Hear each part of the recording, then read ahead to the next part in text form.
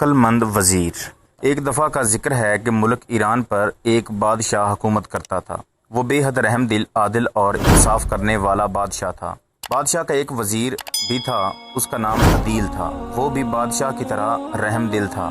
بادشاہ کی چونکہ کوئی اولاد نہ تھی، لہٰذا وہ اپنی سلطنت عدیل کے حوالے کرنا چاہتا تھا، مگر درباری عدیل سے حسد کرتے تھے۔ انہوں نے رعایا کو بھی عدیل سے بدظن کر دیا تھا۔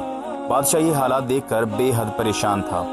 وزیر سے بادشاہ کی یہ حالت نہ دیکھی گئی، لہٰذا اس نے ایک دن بادشاہ سے کہا، بادشاہ سلامت، آپ ملک بھر کے نوجوانوں کو اکٹھا کریں، جو قابل اور ذہین ہوگا اسے ہی بادشاہت سونپی جائے گی۔ بادشاہ کو وزیر کی یہ بات پسند آئی اور اس نے ملک بھر میں مقابلے کی تاریخ کی منادی کروا دی۔ جس دن مقابلہ تھا اس دن صبح ہی صبح گہما گہمی ہو گئی۔ بادشاہ سلامت تخت پر بیٹھے تھے، ساتھ ملکہ بیٹھی تھی اور آس پاس درباری کھڑے تھے۔ دربار میں سینکڑوں نوجوان تھے۔ ایک بوڑھا آدمی بھی تھا جسے نوجوانوں کا امتحان لینا تھا۔ آخر بوڑھا بولا، میرا پہلا سوال یہ ہے کہ جب ہم دروازے کو کھولتے یا بند کرتے ہیں تو اس سے آواز کیوں آتی ہے؟ یہ سوال سن کر دربار میں سناٹا چھا گیا۔ کسی نے کچھ کہا اور کسی نے کچھ۔ پھر اچانک ایک شخص دربار میں آیا۔ اس کی آنکھوں میں ذہانت تھی۔ اس نے بلند آواز میں کہا، دراصل دروازے میں سے آواز اس وجہ سے آتی ہے کہ دروازہ کہہ رہا ہوتا ہے کہ کون ہے۔